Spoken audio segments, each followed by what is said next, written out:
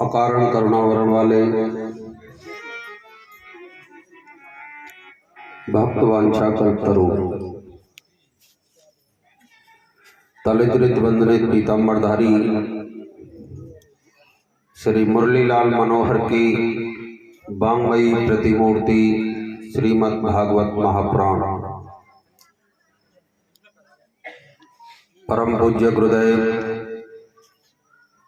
श्री दुर्गागिरी जी महाराज, परम वंदनीय संत जन,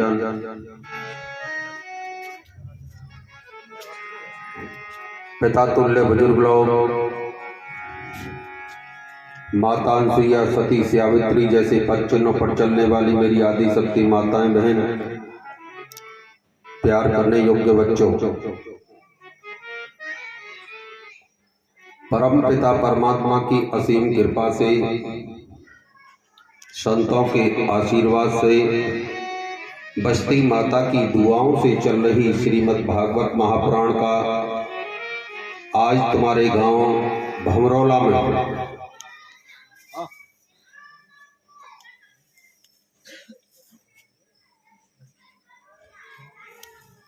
श्री वीरपाल सिंह जी के यहाँ पर, फौजी भैया के यहाँ पर सस्तम दिवस है, 7वां दिन है।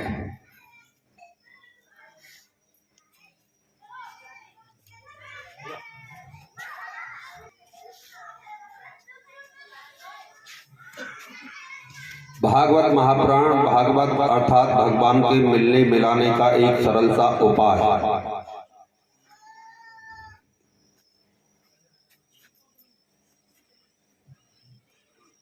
भागवत सत्संग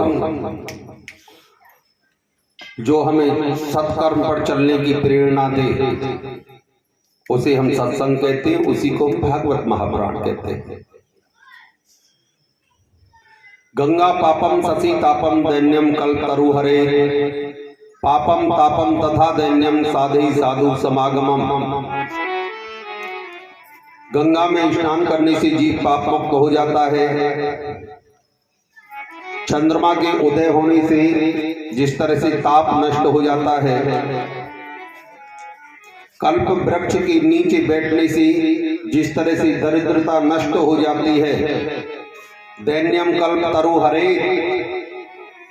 लेकिन यहाँ पर पापम तापम तथा दैन्यम, सत्संग श्रवण करने से, संतों के मुखारविंद से सत्संग श्रवण करने से, साधु साधे साधु समागमम, ये समस्त व्याधियां दूर हो जाती हैं।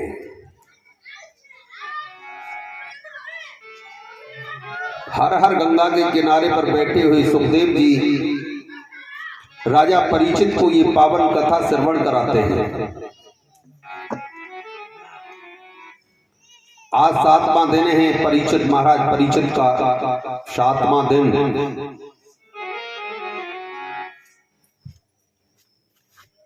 सुखदेव जी कहते हैं, राजन, परीक्षित जी महाराज क्या कर रहे हो?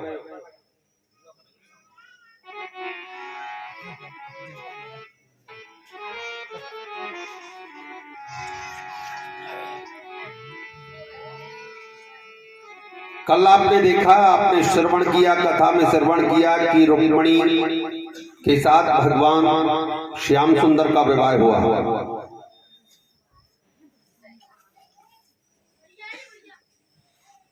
रुक्मिणी मैया ने एक पुत्र को जन्म दिया, ध्यान से सुनो। लेकिन संभासुर रूप बदल के आया और सूता गृह में से ही रुक्मिणी ने जिस बच्चे को जन्म दिया था उसका हरण करके ले गए।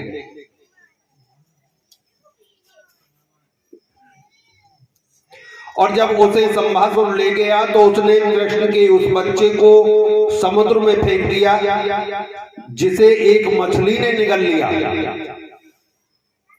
भाई मछुआरों के जाल में वो मछली फंस गई, और जब वो मछली फंसी तो बहुत मोटी ताजी मछली थी। उसे बाजार में जब बेचने के लिए वो मछेरा ले गया तो वहां संभासुर के रसोइया ने ही उसे खरीद लिया और वो मछली संभासुर की रसोई में ही पहुंच गई। बोलो नारायण भगवान की जय हो। संभासुर की जो देखरेख करती थी वो थी मायावती।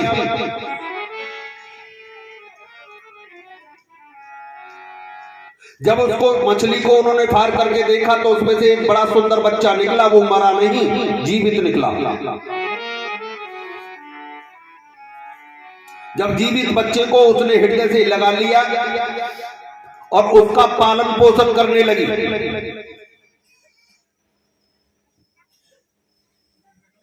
और जब पालन पोषण करने लगी तो मायावती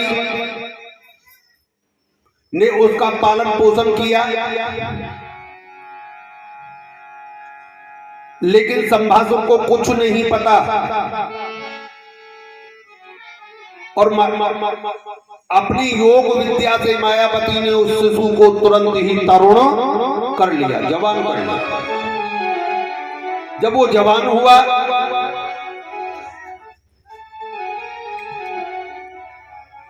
तो उसे पता था कि ये कृष्ण का पुत्र है। मायावती ये जानती थी क्योंकि मायावती कामदेव जी की पत्नी थी।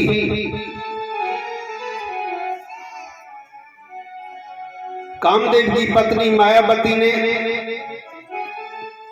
जब कृष्ण पुत्र को तरुण कर लिया, जवान कर लिया, तो उसने संभासुर से युद्ध किया। युद्ध करके संभासुर का वही विनाश कर दिया। बोलो नारायण भगवान की जय हो। कृष्ण पुत्र प्रद्युम्न जब लौट करके आए, देव ऋषि नारद ने कृष्ण को पहले ही बता दिया था, रुक्मणी जी को धीरज बना दिया, चिंता मत करो, तुम्हारो लाला कुछ ना होएगो, जो भी लेगो है। जब तुम्हारो लाला द्वारकापुरी लौट के आएगो तो दुल्हनिया संग लेके आएगो। ऐसा ही हुआ, जब प्रद्युम्न लौट करके आए तो पत्नी को साथ लेकर के आए। बोलो नारायण भगवान की जय जय श्री राधेश्याम। परीक्षित ने कहा प्रभु कन्हैया जी के तो और भी अन्य विवाह हुए थे, वो कैसे कैसे हुए? विवाह तो रुक्मणी के संग ही तो हो, विवाह तो और हुए।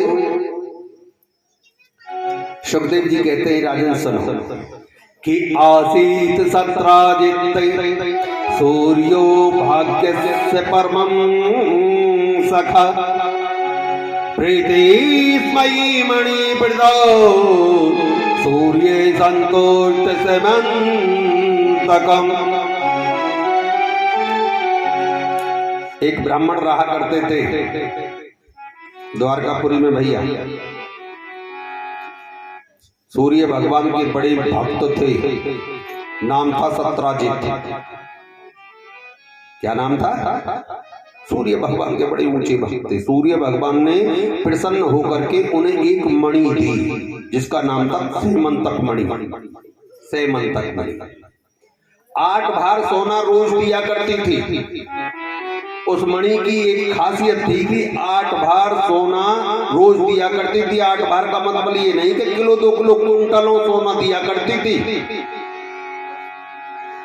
भाई, रोज इतना सोना। इस बात की जब श्याम सुंदर को ये पता लगी कि उसके पास में इतनी मणि है, तो श्याम सुंदर ने एक दिन सत्राजित से उस मणि को मांगा। कहा ब्राह्मण देव ऐसी मणि को तुम क्या करोगे? अरे राज भंडारे में जमा कर दोगे, कम से कम ये सोनो देगी तो कम से कम भाई राज्य का कार्य चलेगा। फिर जाके काम आएगी।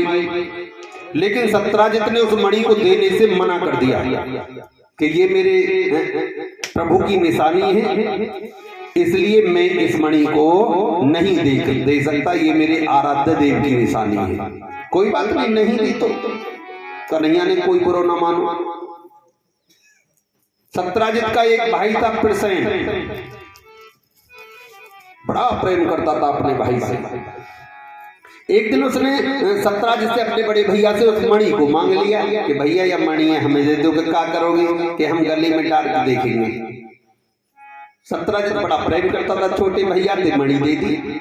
जब मणि दे दी तो उसने गले में डाली और देखो गले में डाल करके जंगल को चला गया शिकार खेलने के लिए। चलो तो गयो भैया, लेकिन लौट करके नहीं आया। दिन निकला, 2 दिन गए, 10 दिन गए, जब लौट करके नहीं आया तो सत्राजित को चिंता होने लगी। ये मन भी बड़ा संकल्प विकल्प करता है हमारा।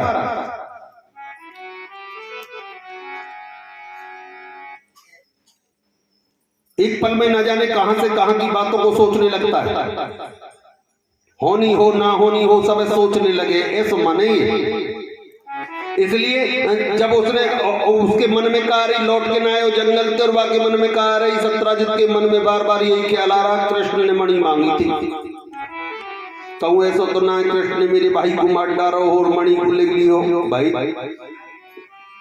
राजा है, कुछ भी कर सकते हैं, ताकतवर कुछ भी कर सकता है, बलधारी है। ये विचार जब कृष्ण के प्रति उसके हृदय में आई, उसने अपनी पत्नी से कही, सत्राजित ने पत्नी ने और काउते कही, और काऊ ने और काउते कही, पूरी द्वारकापुरी में ही बात फैल गई। कन्हैया ने देखो सत्राजित के भाई को मार दियो, कही है वापस मणि ले ली, कही है आलछन लगा दिया मेरे प्रभु पर, खाबो खा। जब आलछन लगा तो रुक्मणी जी के कानों में पड़ी ये बात। जब रुक्मणी जी के कानों में पड़ी तो जब रात को रुक्मणी श्याम सुंदर के चरण दबा रही थी, पेट दबा रही, तो पेट दबाते दबाते कहा, स्वामी एक बात पूछूं प्रभु तुमसे। श्याम सुंदर बोले, हाँ पूछूं, क्या बात है? सो कि वो ऐसी बात चल रही है द्वारकापुरी में कि तुमने वाकई सत्राजित के भाई को मार करके प्रसन्न को मणि को ले आए, कहियो तो ते कौन कह रहे हो कि पूरी द्वारकापुरी में तो हल्ला है रो है, तुम्हें नहीं पता? तो करना हमें तो नहीं पता। तो कन्हैया जी ने कही, कन्हैया बोले भाई ये तो बहुत बड़ा हुआ, आलचल लग गया। उन्होंने सुबह को ही अपने नाना उग्रसेन से के पास गए और उनसे कहा कि हम इसी समय सत्राजित के भाई को ढूंढने के लिए जाएंगे। आज्ञा लेकर के गुप्तचरों को लेकर के, चिन्ह विशेषज्ञों को लेकर के, जो चिन्ह के निशान को भी देख करके बता दे कि ये किसका है, ऐसे विशेषज्ञों को लेकर के उधर को गए जिधर को सत्राजित का भाई प्रसन्न गया था। जब उसी जंगल में वो पहुंचे तो उन्होंने क्या देखा कि जंगल के बीच में सत्राजित तो मिल गए हो, सत्राजित का भाई प्रसन्न तो मिल गए हो, लेकिन मरो हुए हो। उसके गले में देखा तो मणि नहीं थी। अब कन्हैया जी बोले भाई मणि है कौन ले, वो इसको तो मार दिया किसी ने। चिन्ह विशेषज्ञों ने बताया महाराज किसी और ने न मारो, इसको तो सिंह ने मारा है, शेर ने। शेर ने, अब शेर के पैरों के निशानों को देखते देखते आगे बढ़े, बाबू शेर कहाँ गया, मणि को, इसका मतलब मणि को शेर ले गया। अब शेर के जब पैरों को आगे देखते हुए आगे को बढ़े तो आगे चल करके देखा कि वो सिंह भी मरा पड़ा है। जब सिंह मरा हुआ पाया परिचित तो विशेषज्ञों ने बताया महाराज इसका युद्ध किसी रीछ से हुआ है, क्योंकि इसके पंजे में किसके बाल हैं, रीछ के बाल है, तो इसका मतलब इसे रीछ ने मारा है। अब उस रीछ के पैरों के निशानों को देखते देखते देखते देखते आगे बढ़े। जब रीछ के निशानों को देखते देखते आगे बढ़े तो आगे एक गुफा दिखाई दी। कन्हैया जी ने चिन्ह विशेषज्ञों से कहा भैया एक काम करो लाला, तुम यहीं रहो, मैं इस गुफा में भीतर जाऊंगा अकेला, और देखो सुनो 1 हफ्ता तक केवल मेरो इंतजार करियो,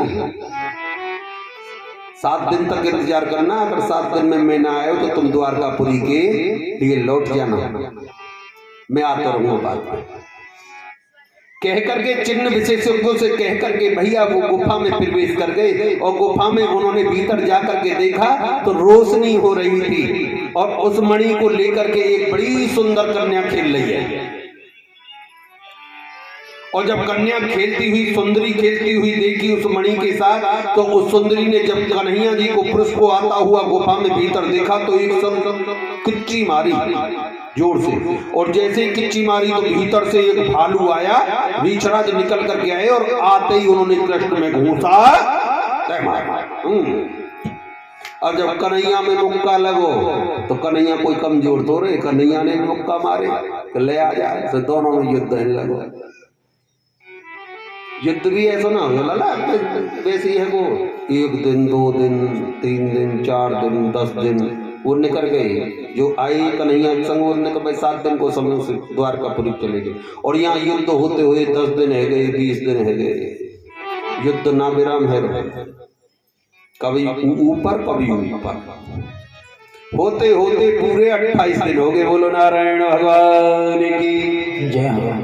जब 28 दिन हो गए और कन्हैया जी नीचे आ गए तो उस रीच राज को कन्हैया के का पदम का निशान चमक गया। और जैसे ही पदम का चिन्ह देखा, पदम के चिन्ह के निशान को देखते ही वो रीच राज कन्हैया जी के पैरों में गिर करके फूट फूट करके रोने लगे। प्रभु ये क्या हो गया मुझसे, मैं अपनी इन आंखों से तुम्हें पहचान नहीं पाया।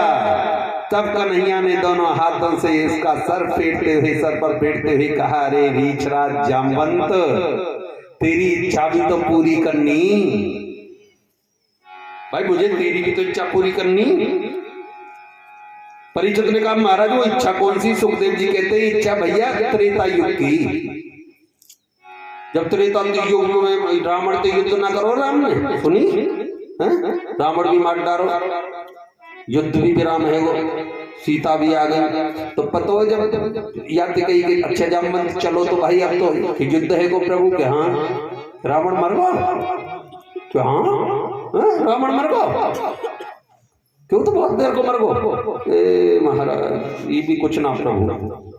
रीचराज ने कही जामवंत ने ये भी कुछ ना प्रभु। ये कहा क्यों कहा है वो तुम्हें? अजी हो का हम तो रावण के संग युद्ध करना चाह रहे, शरीर में पतो कितनी खुजली है रही है, अब बताओ हमारे शरीर की खुजली कैसे मिटे? तो राम ने कही तो चिंता मत करे, एक दिन तेरी खुजली है मैं ही मिटाऊंगा।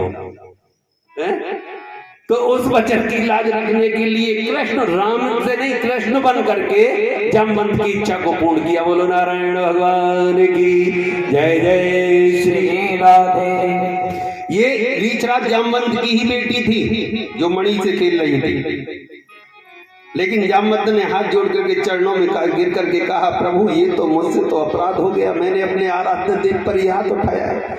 अगर तुम मुझे अपना कुछ मानते हो, अपना दास मानते हो, तो मेरी इस बेटी को स्वीकार कर। कन्हैया ने कही कि भाई तेरी बात तो माननी पड़ेगी, आज की मित्रता तोड़ो, तेरी हमारी तो भैया त्रेता युग से चली आ रही है, भाई तेरी बात नहीं मानेंगे तो क्या करेंगे?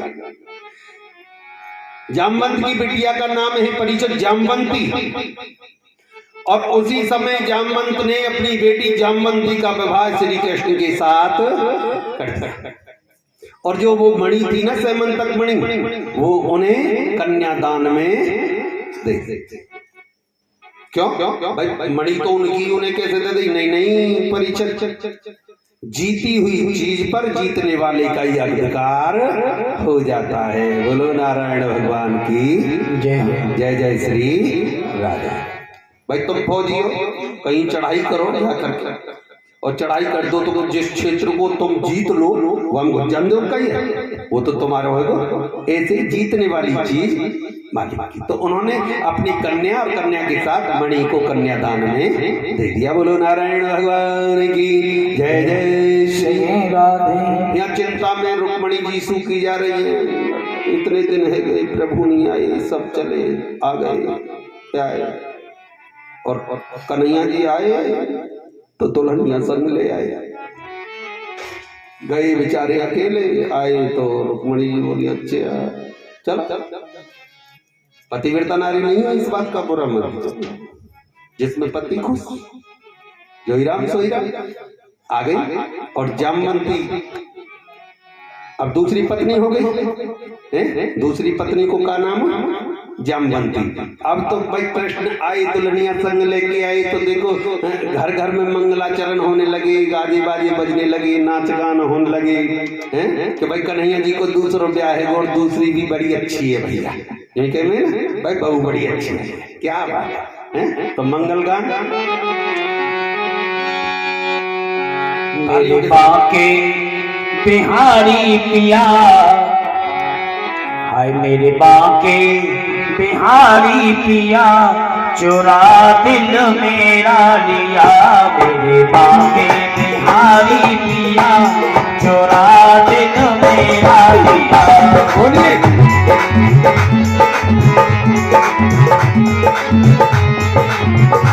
मेरे बांके बिहारी पिया, चुरा दिल मेरा लिया।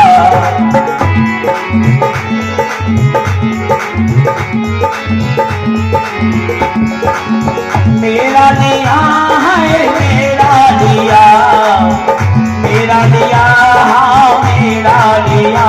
मेरे बांके बिहारी पिया, चुरा दिल मेरा लिया।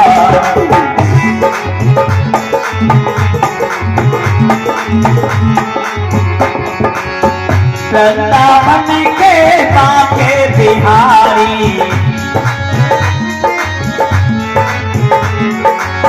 वृंदावन के बांके बिहारी, सूरत कैसी तेरी लगी नहीं प्यारी।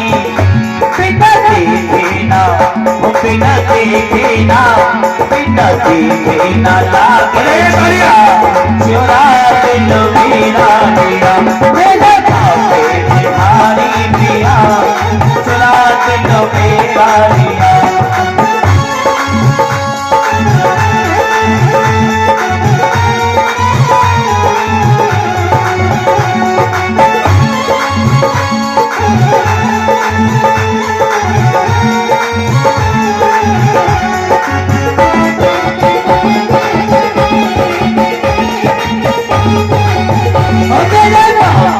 बिहारी पिया, चुरा दिल मेरा लिया। मेरे बांके बिहारी पिया, चुरा दिल मेरा लिया।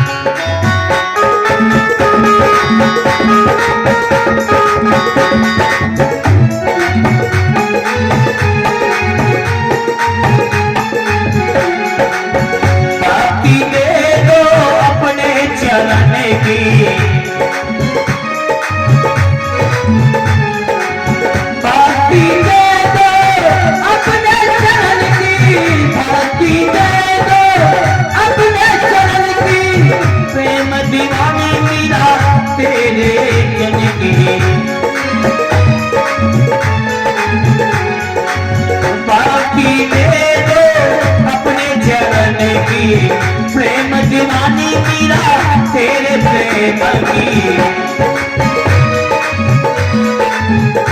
जिसका जिसका पैसे भी अमृत किया, चुरा दिल मेरा लिया। जिसका पैसे भी अमृत किया, चुरा दिल मेरा लिया। मेरे बांके बिहारी पिया, चुरा दिल मेरा लिया।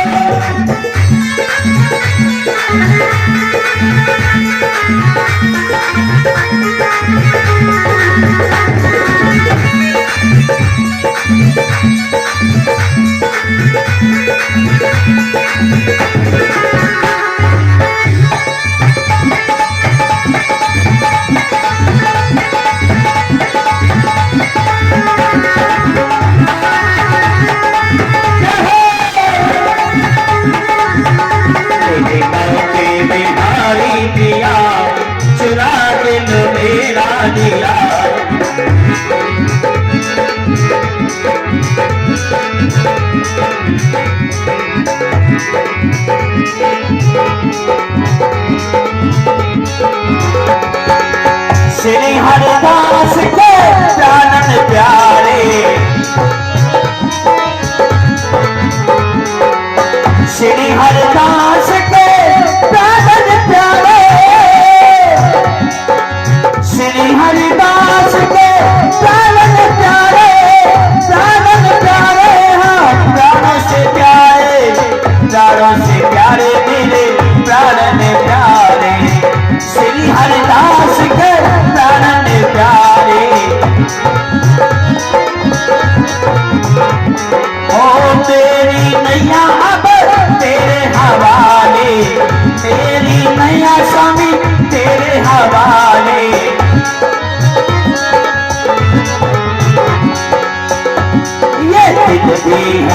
तुमको दिया, ये दिल भी तुमको दिया, चुरा दिल मेरा लिया, मेरे बाके बिहारी पिया, चुरा दिल मेरा लिया।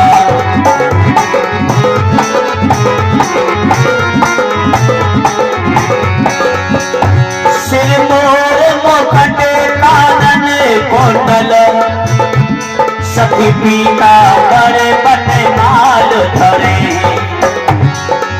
पग उमर कट काछनी काछे, कर में प्यारी वो मुरली धरे, कर में प्यारी वो मुरली धरे।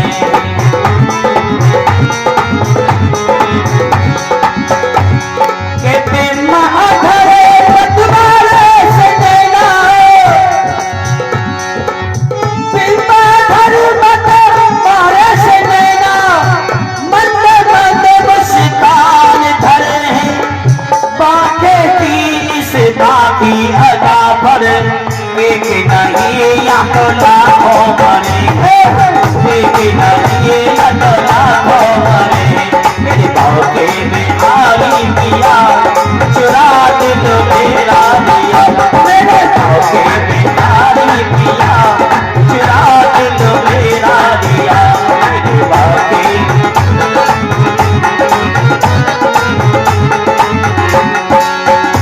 मेरे बाके बिहारी पिया, चुरा दिल मेरा लिया, मेरे बाके बिहारी पिया, चुरा दिल मेरा लिया, मेरे बाके बिहारी पिया, चुरा दिल मेरा लिया, मेरे बाके बिहारी पिया, चुरा दिल मेरा लिया।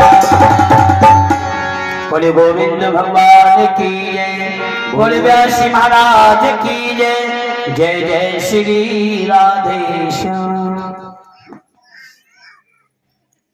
इस तरह से परीक्षित भगवान श्याम सुंदर का विवाह हो गया। दूसरा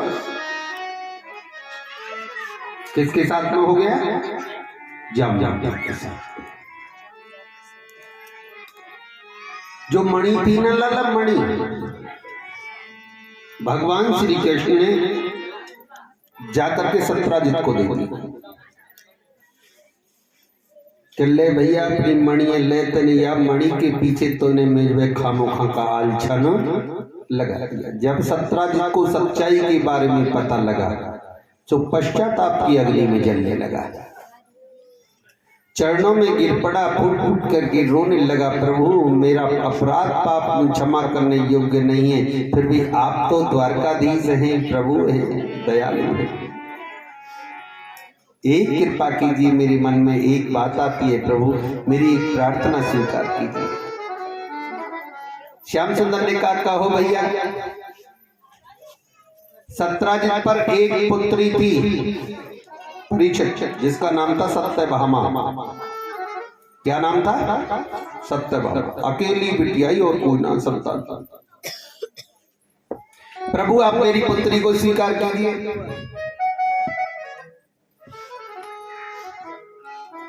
कन्हैया जी ने सोची तो है ही एक और से कायरो है। अनुमति ली और सत्राजित ने अपनी बिटिया सत्यभामा का विवाह श्री कृष्ण के साथ में कर दिया। जब कन्हैया जी के साथ में सत्राजित ने अपनी बेटी सत्यभामा को विवाह करो भैया, तो वो जो सेमंतक मणि थी उसको कन्हैया जी को दिया कि प्रभु ये मेरी तरफ से अब तुम्हारे कन्यादान में। लेकिन कन्हैया जी तो जा नहीं ना, कन्हैया जी कोई वैसे ही तो रो, कन्हैया जी उस मणि वैसे ही ना दे भाई सोना। उसकी 8 घंटा नित्य पूजा करनी पड़े जब देती थी, नहीं ना कि अपने आप ही दे दे भाई। अब कन्हैया जी ने सोची भाई ससुर और दामाद को बटोई का है, और फिर इकली बेटी तो या पे या जो कुछ भी बेटी कोई है भाई, जहाँ पे इकली बिटिया हो तो किसका है? कन्हैया जी बोले अब मणि ले जाने से कल आप अगर मणि में लेके गए हो तो या के लिए ब्राह्मण और 8 घंटा को बैठाने पड़े करेंगे रोज पूजा पे, या फिर तो पूजा करे वही और माल खांगों में तो सीधी सी बात है। कन्हैया जी ने कही ना मणि तो तुम, जब तक तुम हो मैं मणि नहीं लूंगा तुमसे, जब तक तुम हो मणि तो तुम्हारे ही पास रहेगी।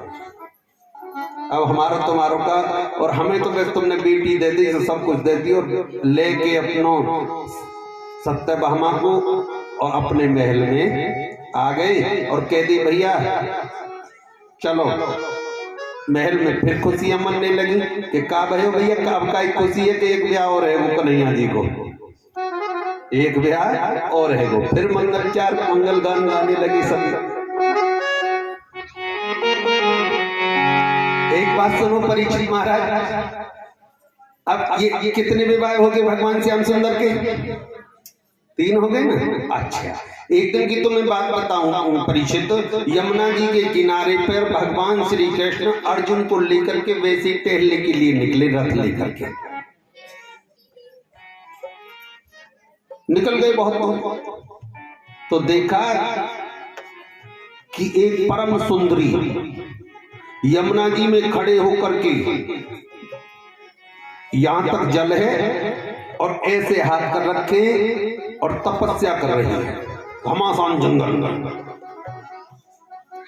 जल में खड़े होकर के जब तपस्या करते हुए कन्हैया की नजर जब उस परम सुंदरी पर पड़ी तो उन्होंने अर्जुन से कहा, पार्थ देखियो ये किसकी बेटी है, किसकी कन्या है जो कि इस घमासान जंगल में या डरना लग रो।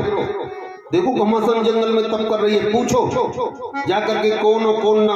अर्जुन ने कही, तुम जो पूछ लो। अरे भाई तुम जाओ तो सही। अर्जुन ने जाकर के आवाज लगाई, देवी तुम कौन हो और इस घमासान जंगल में किसके लिए तप कर रही हो? तो तुम्हें का भय ना लगे? तो उसने आवाज दी कि मुझे किसी से कोई भय नहीं लगता। क्यों? क्योंकि मैं सूर्य नारायण की पुत्री हूं। मेरे पिताजी मुझे देख रहे हैं, मेरे पिताजी मुझे देख रहे हैं, मुझे किसको भय जाएगा? मेरा नाम कालंद्री है। कि तब काय को कर रही हो इतनी तपस्या, कठिन तपस्या काय के काजे कर रही हो कि द्वापर युग चल लो है। भगवान नारायण ने कृष्ण के रूप में अवतार धारण किया है, उन्हीं को पति स्वरूप पाने के लिए मैं तप कर रही हूं। अर्जुन ने कही है गो काम, 3 तो पहले ही है गए भाई, 3 तो पहले ही है गए। हाथ जोड़ के एकदम कही, देवी तो तुम्हारी तपस्या सफल हुई, निकल आओ। कि क्यों?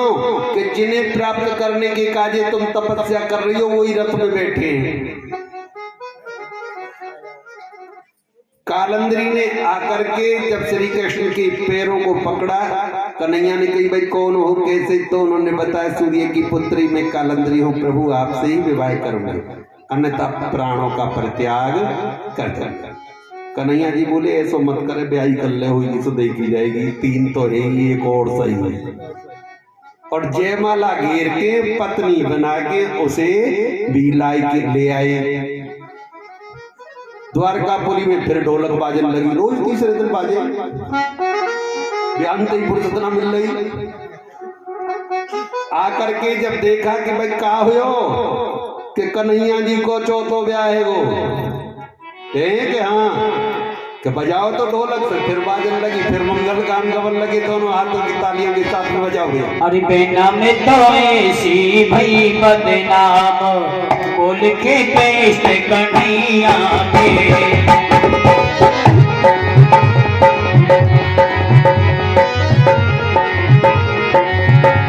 अरे बेना में तो ऐसी भई बदनाम, बोल के कैसे कन्हैया के।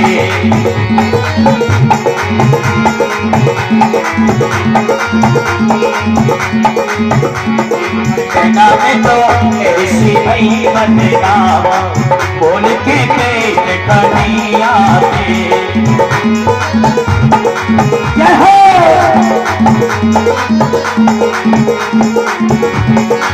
कैसे कन्हैया के, बोल के श्याम चिरैया के। वो जी में तो अरे गोया में तो ऐसी भई बदनाम, बोल के श्याम चिरैया।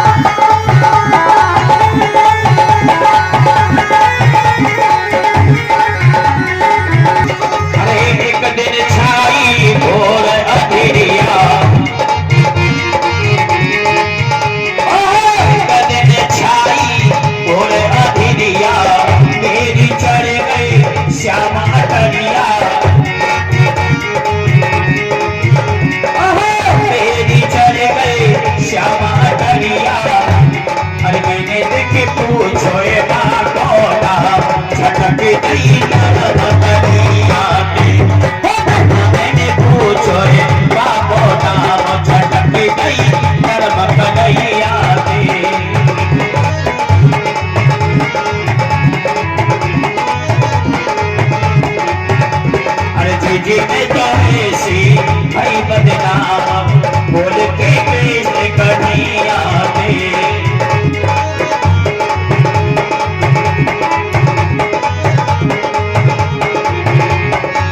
एक दिन की बात सखी तक शाम लला वहाँ बैठे अठाई मैं दिखी मोई देख के खिलके काउ सोते की भरे लगाई काउ सोते की भरे लगाई।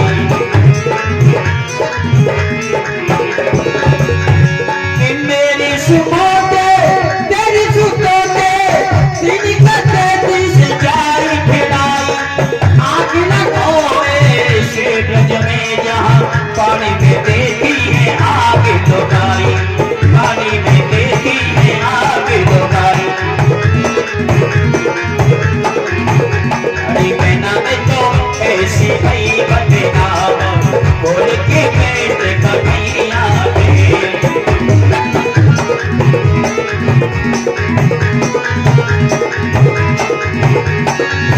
में तो ऐसी भई बदनाम बोल के पेट कन्हैया दे।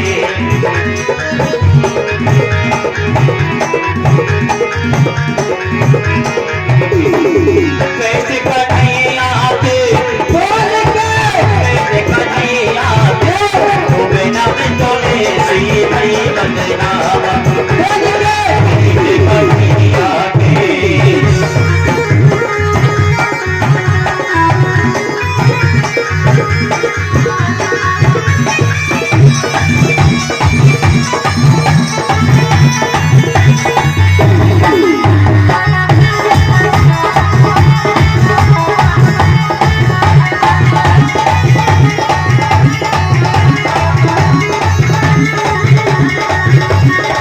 बिना बात के वो तो हमसे अटके बिना बात को तो हमसे अटके जबरन मेरी चोदर झटके अरे जबरन मेरी चोदर झटके के बिना मेरा लपट गयो है पावा भीग गई सबरी भैया बिना मेरा भीगो है सो पावा लपट गई सबरी भैया बिना में तो ऐसी भई बदनाम बोल के कैसे कन्हैया दे।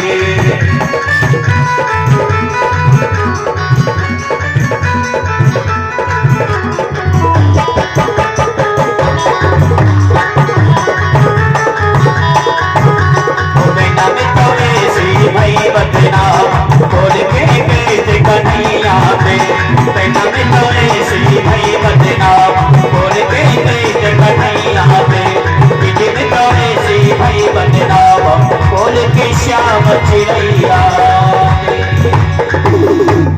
बोले गोविंद भगवान की जय जय श्री राधे श्याम।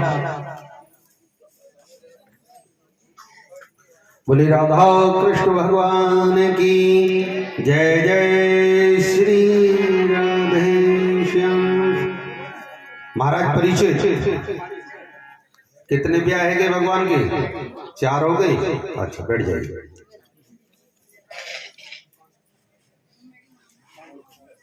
अवंतीपुर उज्जैन, सुखदेव जी कहते अवंतीपुर उज्जैन कि राजा थे बिंद और अनबिंद। बिंद अनबिंद इनके एक बहन थी जिसका नाम था मित्रबिंदा। और एक भीतर की बात बताएं कि सगी बुआ के लाला हैं, कन्हैया जी की सगी बुआ के, सगी बुआ राजा दी देवी के। बिंद अरविंद दोनों दुर्योधन से बड़ी मित्रता है इनकी। ऐसी मित्रता है दुर्योधन से, बहुत गहरी मित्रता है। और ये अपनी बहन मित्रबिंदा को ब्याह भी दुर्योधन के साथ करना चाहते हैं।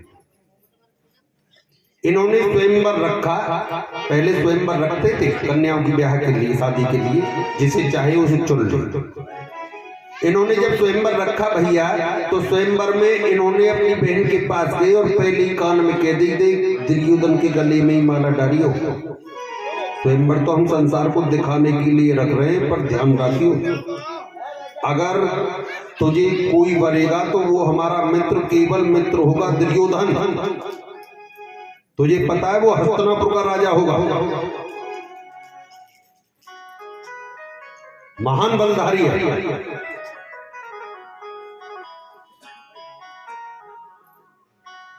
मित्रविंदा ने भैया कुछ नहीं कहा, हाँ, क्योंकि मित्रविंदा बचपन से ही कृष्ण को चाहती थी, मन ही मन कृष्ण को वो अपना पति मान चुकी थी। जब स्वयंवर हुआ तो भाई बुआ के यहाँ स्वयंवर है तो जाएंगे, तो सही सही दावत में तो जाएंगे, क्या सुनाए। तो अब कृष्ण बलराम भी जाके सिंहासन पर बैठे, मित्रविंदा घूमती घामती आई और आकर के उसने कृष्ण के गले में जयमाला। जब कन्हैया जी के गले में माला पड़ी तो अब कौन का बोल सके कन्हैया के सामने, पतो ना चक्र सुदर्शन कैसो है, यादवन की सरकारी पूरी तरह से, हाँ बहुत तगड़ी सरकारी साहब, क्या कहने। कृष्ण बलराम यहाँ नाम भी सुन ले तो राजा खेतन ने देखे कि जगह कितने को मिल जाए तो धर्मी और पापी। तो कन्हैया जी खुले ले आए कि भैया चलो यहाँ भी देखी जाए। आए द्वारकापुरी में जब लेकर के आए तो भैया 5वीं बहू आ गई, फिर मंगल गान हुई बड़े अच्छे। सुखदेव इस तरह से भगवान श्री कृष्ण ने 5 विवाह कर लिए। परीक्षक ने कही कि ब्याह तो 5 तो प्रभु, ब्याह तो 16,108 हुई। कही है कि हाँ, कि और कैसे हुई, सुनो कि नग्नजितां कौसल्य आसीस राजाधिधार्मिके तस्या सत्या भवन कन्या देवी नग्नजिती नृपे। अयोध्या के कौशल राज, बड़ी प्यारी सी बेटी, बड़ी प्यारी सी बेटी थी, आहा बहुत सुंदर सुशी, नाम था नग्नजिती।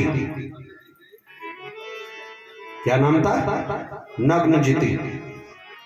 और देखो यहाँ के राजा की एक शर्त थी, पहले राजा महाराज शर्त बहुत रखे, जैसे कि जनक जी ने शर्त रख गई, जो धनुष पे बाण चढ़ाया वो साहब वही है, जो मैं तो सीता को ब्याह करूंगा, ऐसी उसने शर्त रख रखी। उसके पास में 7 प्रसव थे,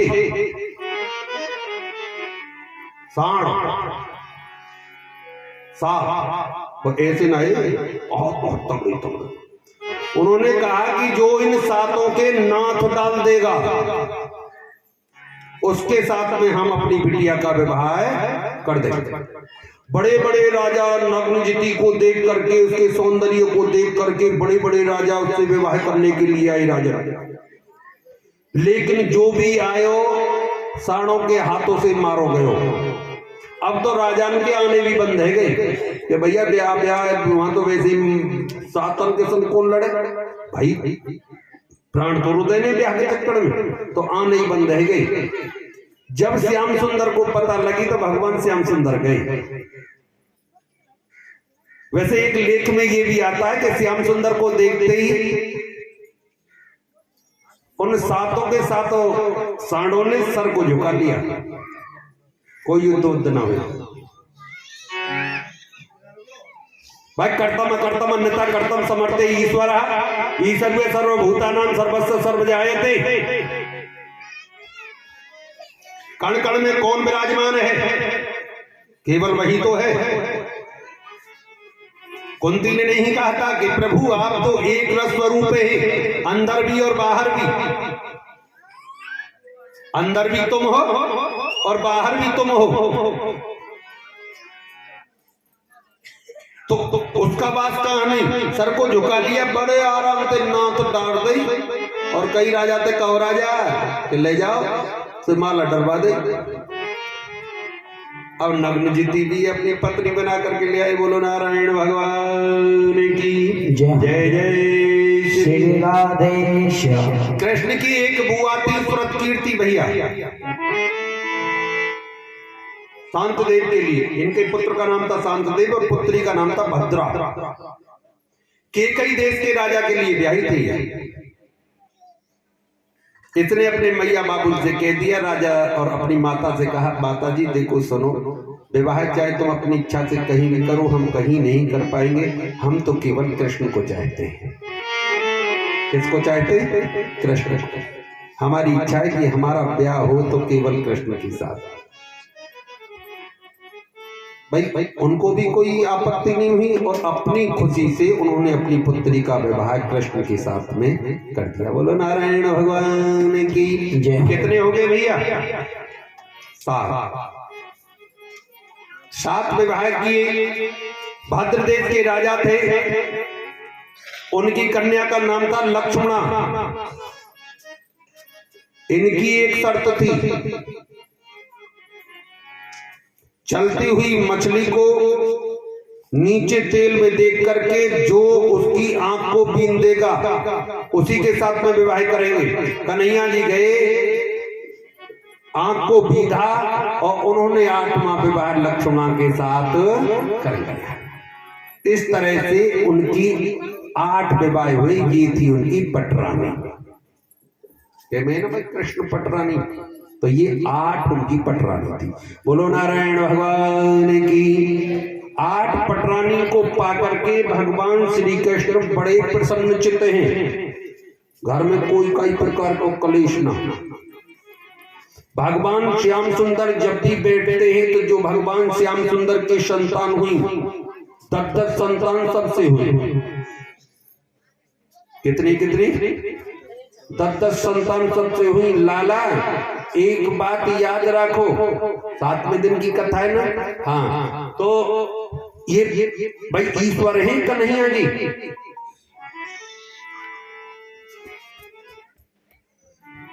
ईश्वरीय सर्वभूतानां सर्वस्य सर्व कृष्ण थी। ये जितना भी जग है ना, ये जितनी भी माया, ये कृष्ण रूप है। अगर हमारा मन का भाव पवित्र है राजन, और हमारी दृष्टि सात्विक है, कैसी है? सात्विक। उसको जहां भी वो देखेगा उसे कृष्ण ही दिखाई देगा। जीव में निर्जीव में, स्थावर जंगम उद्भिद स्वेदज अंडज जरायु जितनी भी जाति प्रजाति है सब कृष्ण रूप है। प्रहलाद ने नहीं कहा था कि मैं तो जहां भी दृष्टि जाती है मुझे तो कृष्ण चमकते हैं? और जो लाला हर किसी में कृष्ण की झांकी देखता है, हर काऊ में जो कृष्ण की झांकी देखता है उसे भगवान जहां चाहेगा वहीं दर्शन दे देते। और जो हर काऊ में लाला, बड़े ध्यान से सुनियो, जो हर काऊ में कृष्ण को नहीं देखता, चाहे कितनों भी घंटा बजा लो, कितनों भी जल चढ़ा लो, कितनों भी तिलक लगा लो, कितने भी स्नान कर लो, वाते कछ भी फर्क पड़ने वालों ना है।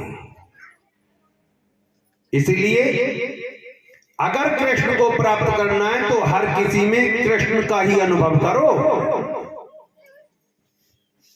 सूर्य नारायण के सामने अगर 50 कलश जल के भर के रख दिए जाएं लाला, तो ये सूर्य नारायण हर जल में दिखाई देंगे।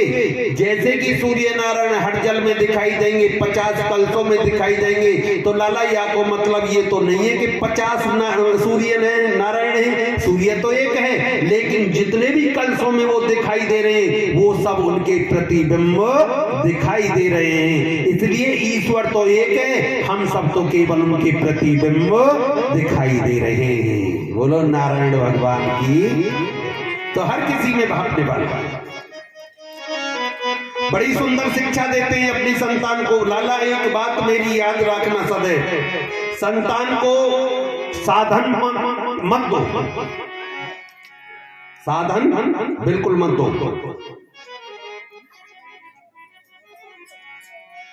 साधन देने की कोई जरूरत नहीं है, संतान को आचरण दो।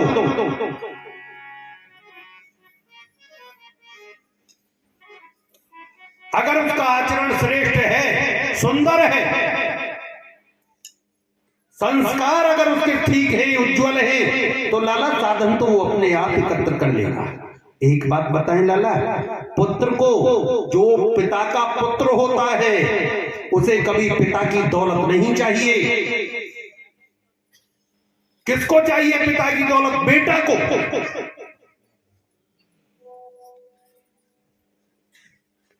जो थोड़ा सा बड़ा होते ही पिता से अलग हो जाए, बंटवारा कर ले,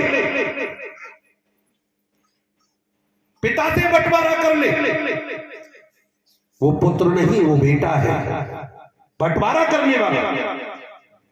तो ऐसा पुत्र, ऐसा बेटा हो या ना हो, उससे कोई फर्क नहीं पड़ता। श्याम सुंदर स्वयं अपनी संतान को बिठा करके ये शिक्षा देते हैं शाम को। अच्छा, आज के माँ बाप की एक बहुत सुंदर बात है, उनके पास देने के लिए सब कुछ है। अगर बेटा ने सवेरे भी कह दी 10,000 चाहिए तो ले जाए, और वो अपने आप को ये सोचे कि हम जैसे प्यार करने वालों माँ बाप तो मिले कोई ना सपने में।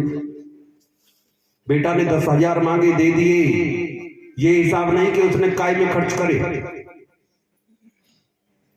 धन देने के लिए आज के माता पिता, धन देने के लिए है माता पिता के पास में, अगर देने के लिए नहीं है उनके पास में तो समय। पुत्र के पास में 5 मिनट बैठ करके सत्संग नहीं कर सकते। पुत्र को संध्या काल के समय पुत्र या पुत्री को बैठा करके ये नहीं पूछ सकते कि बेटा तूने सुबह से लेकर के शाम तक किया तो किया क्या, बता। किसी साधु संत का अपमान तो नहीं किया, किसी भक्त का अपमान तो नहीं किया, किसी से उल्टा तो नहीं बोला, ये पूछने के लिए उन पर समय नहीं। तभी तो आज की संतान चौराहे पर खड़े होकर के हंसती है। देखा होगा, पहले एक दुर्योधन था, पहले एक दुर्योधन था, आज गांव गांव में जाकर के देख लो 10-20 तो मिल ही जाएंगे। किसकी कमी है? इसीलिए कहा कि माता बैरी पिता शत्रु, ये न बाले ने पाठता। अरे पुत्र को संस्कार दो, पुत्री को संस्कार दो, जिससे उसका जीवन भविष्य उज्जवल हो। वो माता पिता जो केवल धन से अपनी संतान की पूर्ति करते हैं, वो अपने को माता पिता ना समझे, वो माता पिता संतान के शत्रु होते हैं। क्योंकि कल जब उनके संतान के सामने वो बात आती है तो संतान अपने उन माता पिता को धिक्कारती है कि काश हमारे माता पिता भी हमें इस तरह से डांटते तो आज हमें ऐसे नहीं। कन्हैया नहीं देते हैं शिक्षा, देखो पार ब्रह्म परमात्मा होकर कहते बेटा देखो सपने में भी कभी साधु संत ब्राह्मण का अपमान मत करना। कभी नहीं करना चाहिए, इनका आशीर्वाद लेना चाहिए, बुजुर्ग का सम्मान करना चाहिए बेटा, धर्म युक्त कार्य करना चाहिए। देखो शाम को रोज समय निकाल करके कन्हैया जी देते। और एक बात बताई लाला, प्राज्ञ ज्योतिषपुर का राजा था भौमासुर, बड़े ध्यान से सुनना कथा आजाद की ओर है। प्राज्ञ ज्योतिषपुर का राजा कौन था लाला? भौमासुर। एक बात बताऊं परीक्षित तुझे, कोई किसी का विनाश नहीं करता, कोई किसी का विनाश नहीं करता, अपने विनाश के हम स्वयं ही अधिकारी होते हैं। हमारा विनाश कौन करता है? हमारा क्रोध, हमारा अहंकार। कोई नहीं कर सकता किसी का विनाश।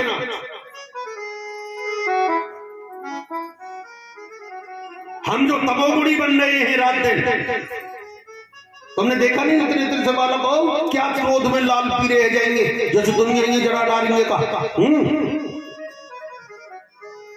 कारण। ये भौमासुर भी ऐसा ही है, पृथ्वी का पुत्र है, ध्यान से सुनो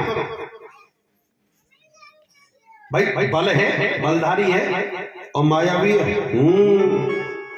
माया से अनेकों रूप बना सकता है। और यानी करो कितनों कमाल कर रहा को पता हो तुम्हें लाला, हाहाकार मचा दिया इसने कि इंद्रेण हत छत्रेण कि इंद्रेण हत छत्रेण हत कुंडलम बंधना गतामैद्रेदि स्थानेन पितृभाम चेष्टम। वरुण के छत्र को जबरदस्ती ले आया ये वरुण देव, उनके छत्र को जबरदस्ती ले आया था। अदिति मैया, पता अदिति मैया कौन थी? बताया तो था हमने, देवताओं की मैया। ये जो देवता है ना, इनकी माता का क्या नाम था? अदिति मैया। अदिति मैया के कुंडलन ने जबरदस्ती छीन लायो। कि मैं कौन का तुम कौन के खामो खा। देवताओं का मेरू पर्वत, मणिगिरी पर्वत जबरदस्ती ले आया, छीन लाया। देवर्षि नारद के द्वारा जब मेरे मनमोहन को, मेरे गोपाल को इसके बारे में पतो लगी, तो मेरे गोविंद ने सत्यभामा को साथ लिया और भौमासुर की राजधानी प्राग ज्योतिषपुर पर चढ़ाई कर दी। सेना नहीं समझ।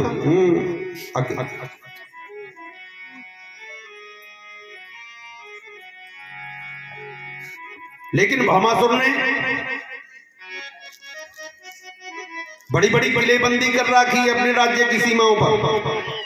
सबसे पहले चारों ओर पहाड़ों के किलेबंदी कर रखी थी। फिर उसके बाद में शस्त्रों का घेरा लगा रखा था, और फिर शस्त्रों के घेरे के बाद में खाइयां बना रखी थी जिससे कोई भी राजा या सेना ना आ पाए। और फिर जल से भरी हुई खाइयां, और फिर उसके बाद में मुर्दत्ते 10,000 जाल बिछा करके उसकी रक्षा के लिए रहा करता था। इतनी बड़ी सुरक्षा थी लाला उसकी नगरी की। लेकिन भगवान श्री कृष्ण ने अपने चक्र सुदर्शन की सहायता लेकर के समस्त किले की बंदियों को नष्ट कर दिया। भयंकर युद्ध हुआ। युद्ध में भौमासुर मारा गया। कौन मारा गया? भौमासुर मारा गया। भौमासुर की मैया पृथ्वी आकर के फूट फूट करके रोने लगी।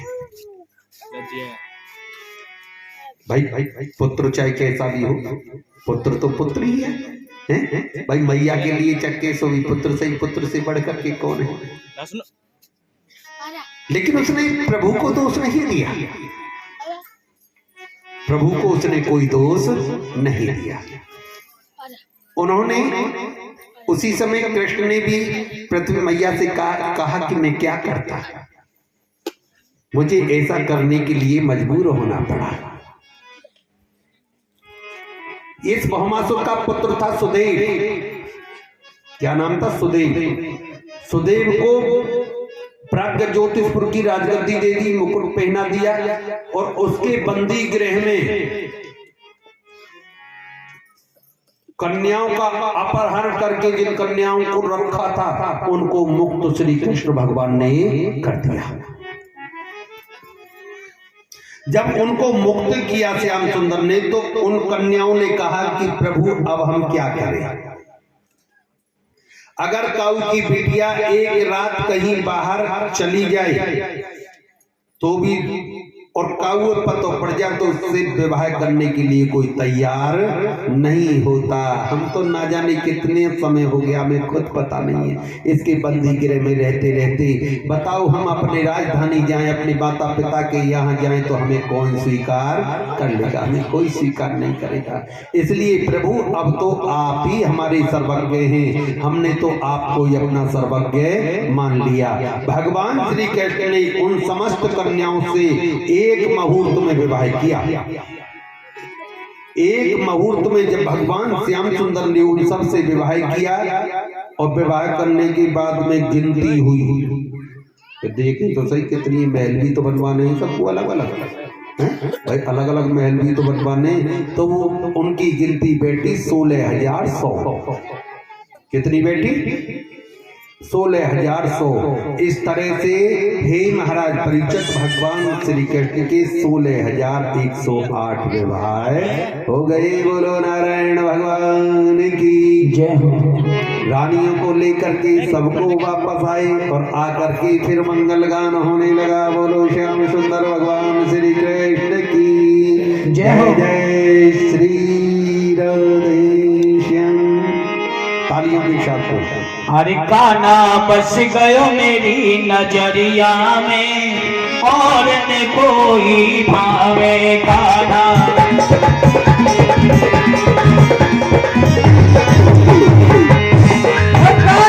बस गयो मेरी नजरिया में अब नाए और सुहावे।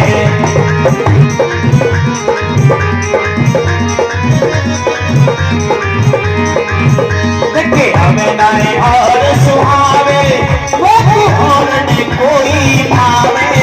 हमें नाए और सुहावे वो और न कोई भाव के कान्हा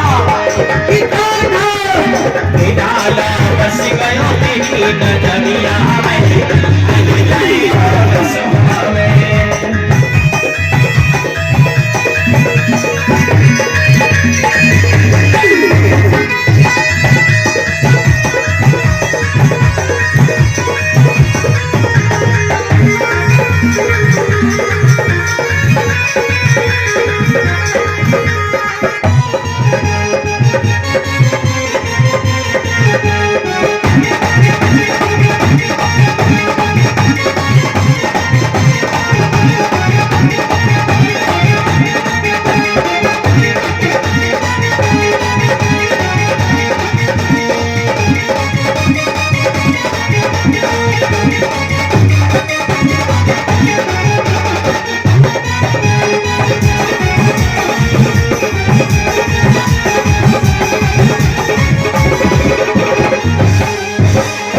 कान्हा मेरा घोड़ा भारो,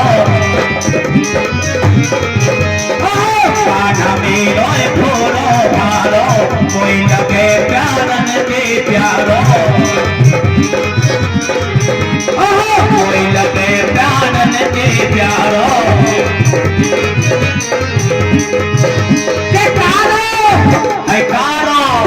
के कारो कमरिया में बस गयो मेरी नजरिया में अब नाए और सुहावे।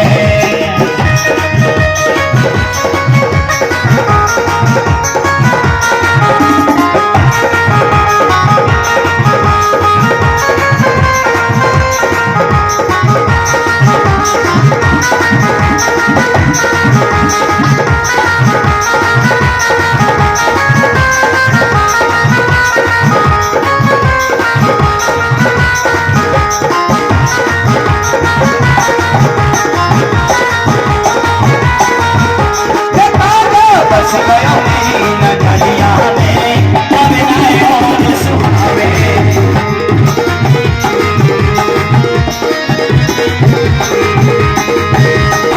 बेशक अभी उम्र को याद हो, बेशक अभी उम्र को याद हो, खिलाए पिलाए कर दूंगी शादो, खिलाए पिलाए कर दूंगी शादो।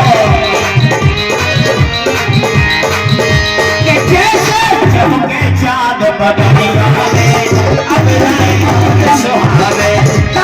बस गयो मेरी नजरिया में अब नाए और सुहावे।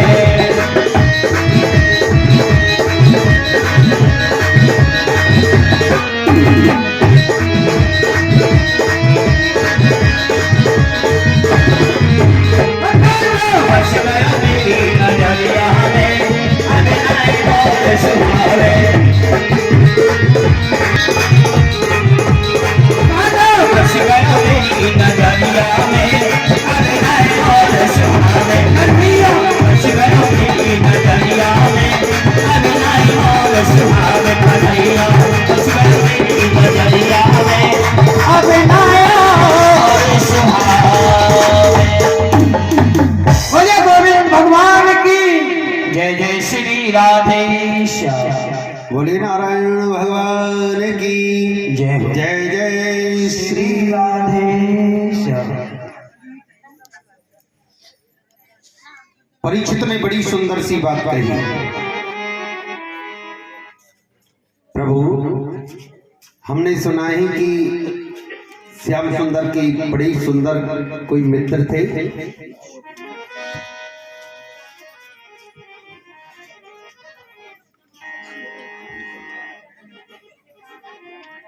कौन थे उनके मित्र?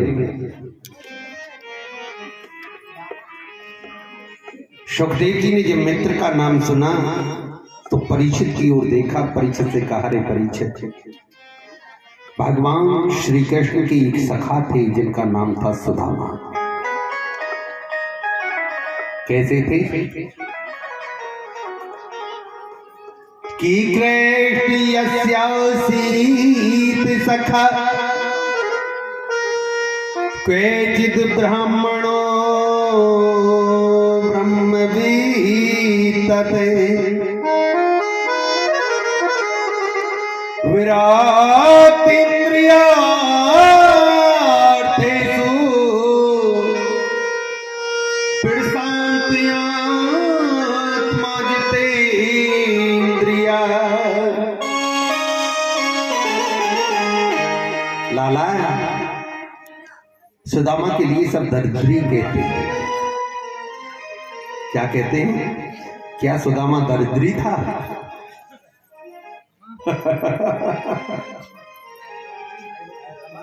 सुदामा और दरिद्री, कैसा था सुदामा? कि पीडशान्त आत्मा जितेन्द्रिया।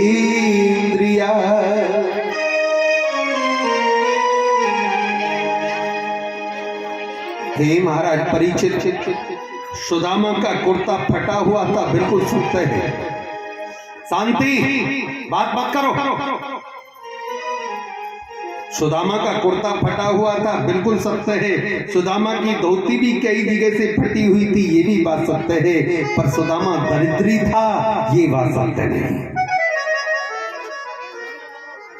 सुदामा के वस्त्र मेले कुचैले थे,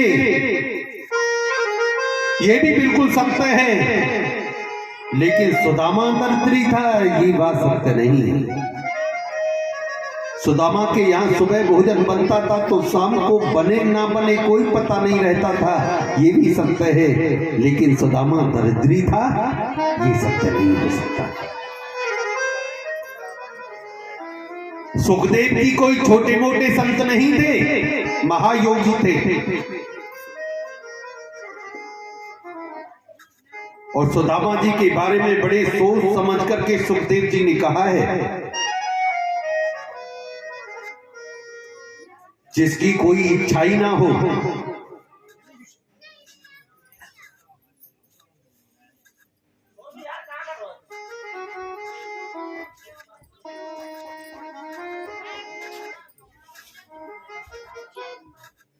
जिसकी कोई इच्छा ना रही हो कभी, वो कहते हैं ना परीक्षित कि चाहे गई चिंता मिटी मनवा बेपरवाह, और जिनको कछुना चाहिए सो साहन पति साह। अच्छा, हम दूसरे के सामने झुकते कब हैं? अरे भाई बात मत करो। अगर कोई ऐसी बात है तो वहां जाके कर लो ना। अगर कोई खास बात है तो वहां कर लो जाकर, कोई ऐसी बात नहीं।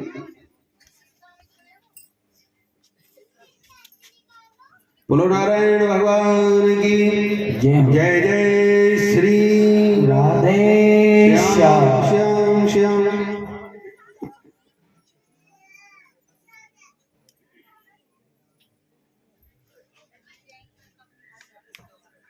जिनको कछुना चाहिए सो साहन पति साह। भाई हम झुकते क्यों? कौन झुकाता है हमें? लोभ। लोभी तो झुकाता है। और जब हम कहीं तो कुछ चाहिए ही ना तो पता झुकेंगे ही सामने। सम्मान के लिए झुक सकते हैं, कोई वैसे थोड़ा अपमान के लिए थोड़ी झुकेंगे। होएगो भैया अपने घर को बढ़ो, तू होएगो करोड़पति अपने लिए। तेरे पास होगा अरबों खरबों का बैंक बैलेंस, मैं तो सूखी रोटी खा रहा हूं पर खुशी हूं है। जो कोई का काम है तेरो दियो खा रहा हूं। चाहे गई चिंता मिटी, जिसके मन में किसी प्रकार की चूक कोई चाहे नहीं हो, उसे चिंता कैसी। और ये चिंता ही तो विनाश का कारण बनती है लाला। कभी संतान की चिंता करते हैं, कभी घर की चिंता करते हैं, कभी महल की, कभी कर्ज की, कभी खेती की, कभी घर की, कभी बहन की, कभी बेटी की। चिंताओं में तो पूरा जीवन चला गया हमारा।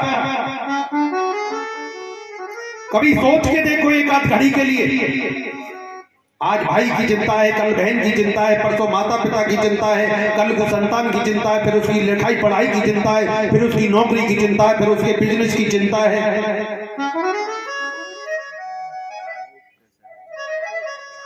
और एक बात बताऊं, ये दुख और चिंता ये दोनों मन की देन है।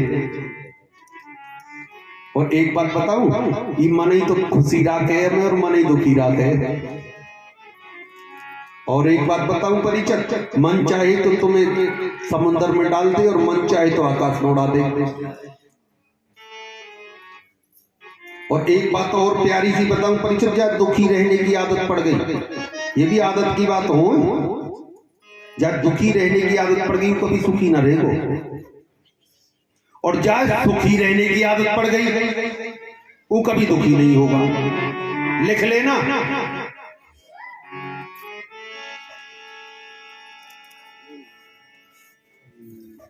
काउते पूछी काई ने काय को दुख है, नीचे गर्दन डाले बैठो है कोई आदमी, माथे पे कपड़ा ने, भैया क्या बात है गई है, तो बात तो कछु ना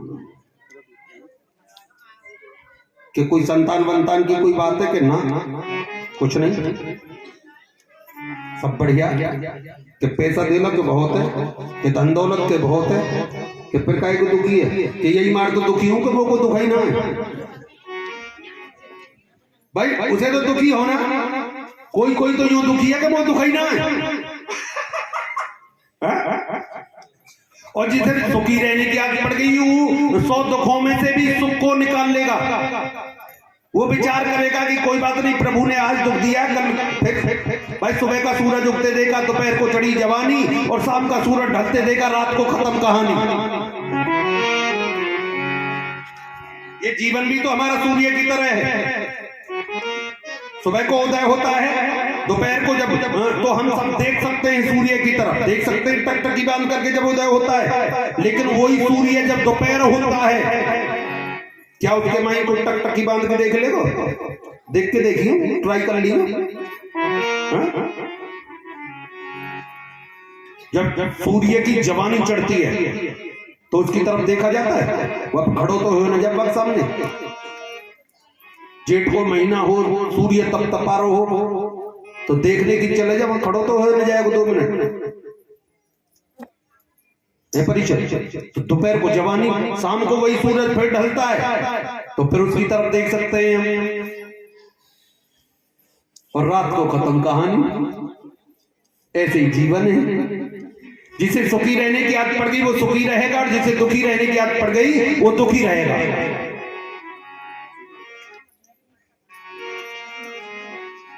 तो सुदामा कैसे हैं? सुखी। चाहे गई चिंता मिटी मनवा बेपरवाह, और जिनको कछु ना चाहिए सो साहन पति सहाय। इसीलिए सुखदेव जी स्वामी सुखदेव जी ने बड़ी सुंदर बात कही कि व्रात इंद्रियार्थेषु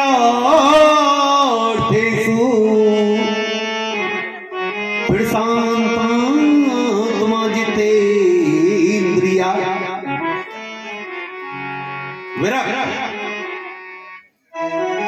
जिसकी एक भी इंद्रिय उससे विपरीत ना जाती हो।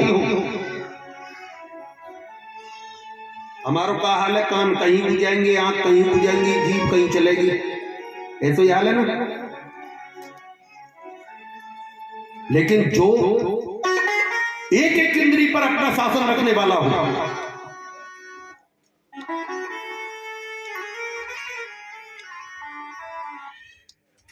हम 1 घंटा भी कथा एकाग्रता में नहीं श्रवण कर सकते,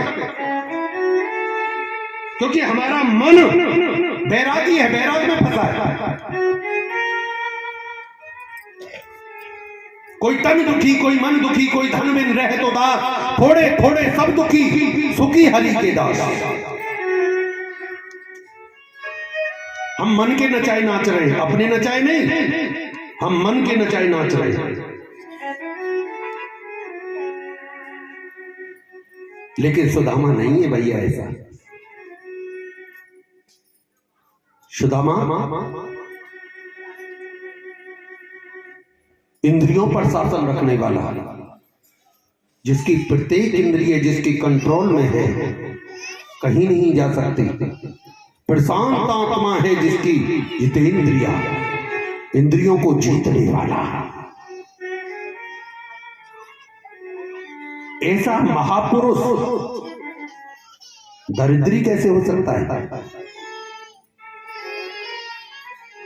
दरिद्री जीव का कर्म बनाता है, जिसका कर्म गिर गया वो दरिद्री है। जो अपने सत्कर्मों से विमुख हो गया वो दरिद्री है।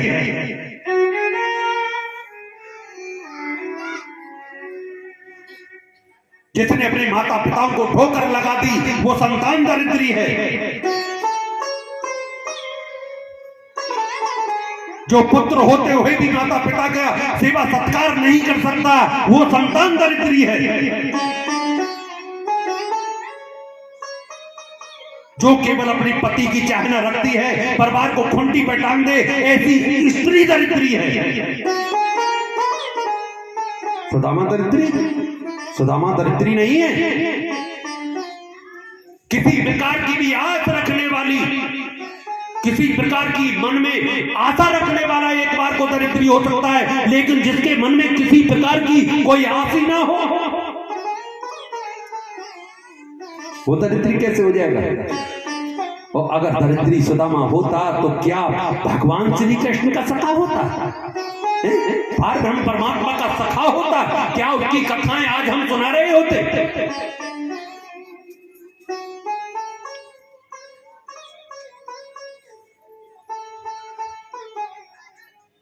सुदामा के झोपड़ी में सूर्य का प्रकाश रहता है।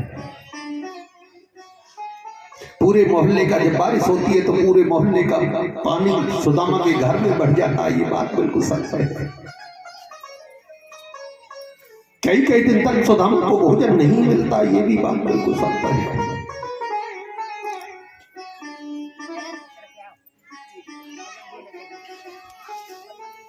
लेकिन देखो, ऐसा हाल होते हुए भी सुदामा ने कभी अपनी पत्नी सुशीला, एक पतिव्रता नारी है,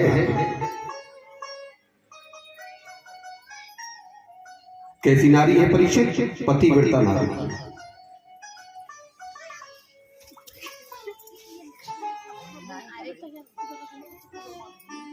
मित्र की, पत्नी की, परिवार की परीक्षा कब होती है? कंगाली में।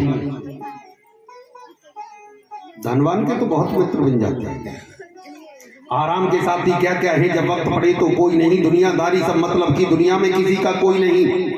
माँ बाप, प्रिया और पुत्र वधू सब ही मतलब के नाते हैं। कल चाहने वाले लाख होते, आज पूछने वाला कोई नहीं। जब पैसा हमारे पास में था तो दोस्त हमारे लाख होते, आज वक्त पड़ा है मुश्किल का तो चाहने वाला कोई नहीं।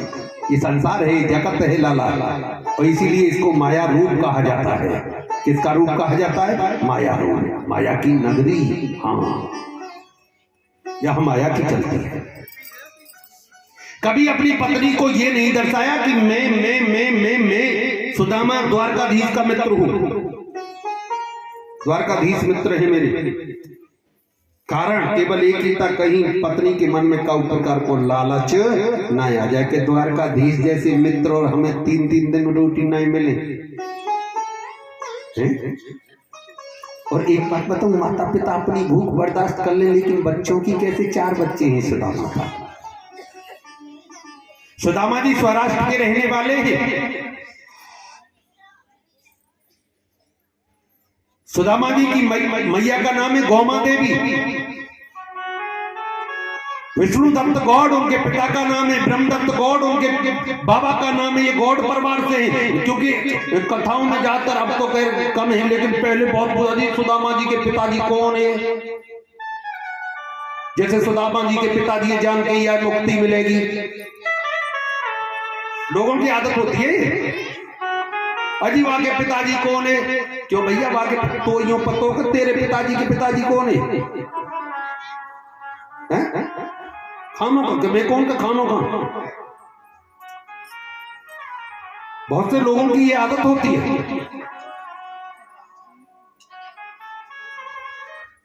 अपने को बड़ा दिखाने के लिए, दूसरे को नीचा दिखाने के लिए। एक बात बताइए, एक बात याद आई। एक बड़ा धनवान व्यक्ति था, बड़ा धनवान, धन की कोई कमी नहीं, अहंकार ज्यादा आ गया। कहीं भागवत सुनने को गए हो तो भागवत में पता पड़ गई कि राम के पिताजी को नाम दशरथ है। सो अपने आप को विद्वान मान बैठा। इतना ही बस 2 शब्द में कि तेरे जैसा विद्वान कौन है? अब तो तू तो 4 पाइये बिछा ले, हुक्का रख ले, रोज हुक्का पीवे, और जो कोई भी तिलकधारी मिल जाए पंडित पंडित सो वो ये बुला ले। और बात एक ही बात पूछे, क्यों जी पंडित जी कछ ज्ञान भी है कि हाँ बताओ कि राम जी के पिताजी का नाम हो? कि दशरथ। कि वहां के पिताजी का नाम हो? पतवा भी है नहीं, पर पूछे कि वहां के पिताजी का नाम हो? आज कि वहां के पिताजी का नाम हो? रघु। कि वहां के पिताजी को का नाम हो? देख के बताऊंगा। तो धनवान तो हो ही, बलधारी हो भी है एकदम। अच्छा ये पोटी पुत्रा है इधर, और कल तिलक लग गो ना तेरे माथे पे और मोह चमको तो देख लीजिए बनाओ विद्वान। अरे तू दरबार लेकर 1 2 10 20 50 भैया ब्राह्मणों के उसने पोटी पुत्रा दरबार रखा।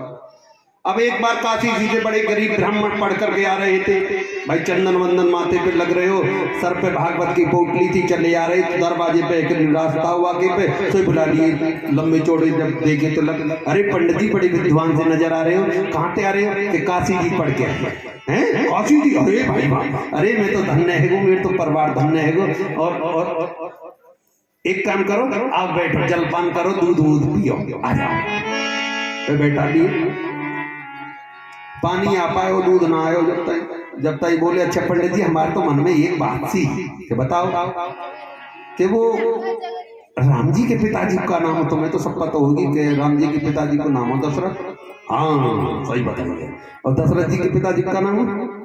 कि आज के पिताजी का नाम हो? कि रघु।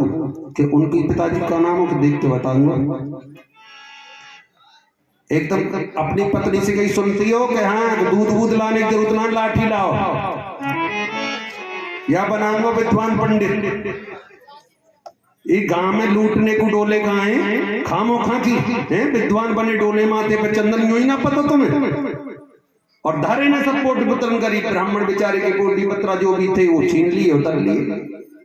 अब जा रहा तो आंखों में आंसू, जब आंखन में आंसू तो आगे जब चला तो देखा तो एक चौधरी साहब हल चला रहे हैं। जब चौधरी साहब हल चला रहे तो चौधरी साहब ने जब पंडित को ब्राह्मण को रोते हुए देखो तो चौधरी साहब ने हल छोड़ दिया और ब्राह्मण को आकर के नमन किया। अजी राधा कृष्ण पंडित जी, महाराज राधा कृष्ण पाए लागू। पहले पाए लागू कहा करते थे, पाए लागू पंडित जी। आजकल के तो जाने ना पंडित जी पाए लागू। अरे भैया अब बेचारा भीतर से दुखी हो तो आशीर्वाद तो पूरा कहा दे तो हाँ भैया ठीक है। कछ परेशान से लग रहे हो, वो बताओ ना, सारी बात बताई कैसे सिया गांव में ही कराए हो। अरे मैं समझ गो, क्योंकि ऐसे आदमी की चर्चा 4 लोग को है जाए भाई, बढ़िया बारे आदमी की चर्चा तो है ही जाए 2-4 गांव में तो वापस समझ गो। पंडित जी तुम बैठो, जलपान करो। भाई चौधरी साहब के लिए जो भोजन आया था भोजन दिया पंडित जी को, बड़ा अच्छा भोजन करा के तुम चिंता मत करो, जितना तुम्हारा नुकसान होगा मैं दूंगा, पर तुम तसल्ली रखो। पर तुम्हें एक काम कर दोगे, तुम मेरे कहने थे कि बताओ कि जो तुमने वस्त्र पहन रखी उन्हें मुद्दा दोगे। अब पंडित जी एक बार को बोले कि अगर ऐसा ना हो कहीं वस्त्र नहीं लेके ही चल दे तो क्या हो, मैं तो अब तक तो बोटी पत्रा ही खुले हैं। अब फिर अब उसने कहा कि चलो भैया जब सब कुछ ही है तो वस्त्र भी से धोती कुर्ता उतार करके उनको दे दिए। चंदन वंदन लगाए साहब चौधरी साहब ने बड़ो घेरो अच्छी तरह से कान वान पे सब पे चंदन वंदन लगा करके। और जैसे ही वहां से जो है चौधरी साहब बोले तुम मेरे बेलन को ख्याल रखियो मैं अभी आया। सही गई दूसरी गली में हेकर निकल करके वाके गली के सामने माला ले ली चौधरी साहब ने अब यूं करे राम राम राम राम राम राम। अब जैसे वाले धनवान व्यक्ति ने सुनी कि आगे दिखे कोई राम राम फिर बाहर को निकल के आए और निकल के जब रेत को चंदन देखो तो पैरन में गिर पड़ो रे महाराज। तो एकदम चौधरी साहब बोले हाथ मत लगाइए दूर दूर दूर दूर। ए पवित्र मनुष्य मुझसे हाथ लगाता है? अरे पहले पवित्र हो गया जब मेरे चरण स्पर्श करियो। तुझे पता नहीं मैं कहां से आ रहा हूं? काशी से सीधा चला आ रहा हूं। अरे महाराज बैठो बैठो से बैठा लिए चौधरी साहब। जब चौधरी साहब बैठा लिए जलपान कराए तो बात तो एक ही बात से बोलो कि पंडित जी महाराज कछु शास्त्रन के अरे कोई ऐसा शास्त्र ना है जो मेरे पेट में ना धर। वेद पुराण शास्त्र सब मेरे पेट में है। क्या तो चौधरी साहब एक ही बात पूछनी है बस। हाँ बताओ क्यों राम के पिताजी का नाम हो? अरे मूर्ख तो इतनी ना पता दशरथ था कि दशरथ के पिताजी को का नाम हो कि दशरथ के पिताजी को नाम हो 11 लाख कि उनके पिताजी के 12 लाख कि उनके पिताजी को 13 रथ कि उनके पिताजी को 14 रथ। जैसे जैसे धनवान व्यक्ति जैसे जैसे उनके पिताजी करे 1 घंटा है वो भी बढ़ता रहे। गिनती जब सोते पीछे ऊपर पहुंची तो एकदम चरणन में गिर गो और एकदम बोलो अरे लेके आइयो दूध को लोटा बड़े विद्वान पंडित आए भाई।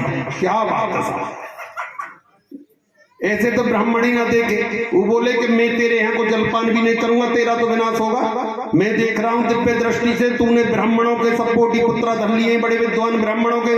जब तक उन्हें वापस नहीं करेगा उन्हें दक्षिणा न दे के विदा करेगो कि महाराज मैं उन्हें कहाँ ढूंढूंगा वो तू ढूंढ मैं तेरे यहाँ जलपान भी न करूंगा। से चले आए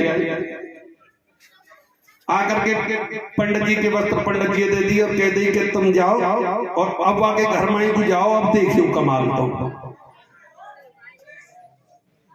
जैसे ही पंडित जी घर पहुंचे तो बड़ा स्वागत करो कोटि पुत्र वापस करे। धनवान व्यक्ति ने धन की दक्षिणा देकर के पंडित जी को विदा किया। तो भैया ऐसा भी बोलिए नारायण भगवान की जय हो। जय जय श्री महाराज परिचय खड़े हो जाओ। कहां चल रही थी कथा?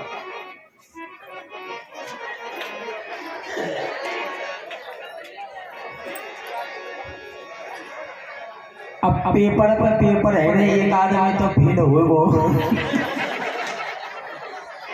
ना नवलदे से पूछ लो कोई ऐसी बात नहीं जोड़ी है।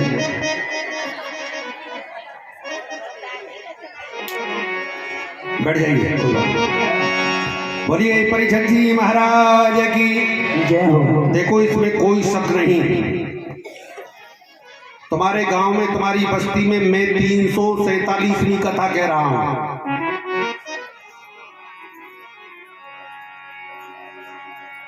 तुम्हारी बस्ती में तो तीसरी ही कथा है। परिचय बहुत मिले लेकिन फर्स्ट क्वालिटी का। अरे थाली तो बजा दो कम से कम। जय हो। इसमें कोई शक संदेह नहीं। जिसने प्रश्न करते ही उत्तर दिया हो ऐसा परिचय पहली बार। अन्यथा सग रही है कोई आल मस्त कोई चाल मस्त कोई काके रोटी दाल मस्त सब मस्ते मस्त अपनी मस्ती में या मायापुर की नगरी में। बोलो नारायण भगवान की जय जय श्री राम। एक कीर्तन प्यारा सा बोले वृंदावन बिहारी लाल की जय। अरे तुझ में राम मुझ में राम और सब में राम समाया। भाई सबसे कर ले प्यार जगत में कोई नहीं पराया। अरे सबसे कर ले प्यार जगत में कोई नहीं पराया।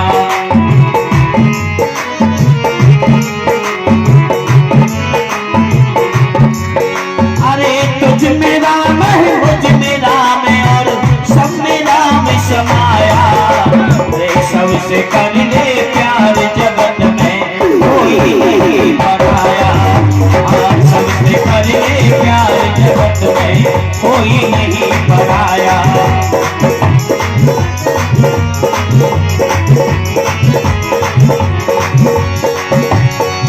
हाँ, कोई नहीं पराया जग में, देखिए कोई नहीं पराया। सबसे कर ले प्यार जगत में कोई नहीं पराया।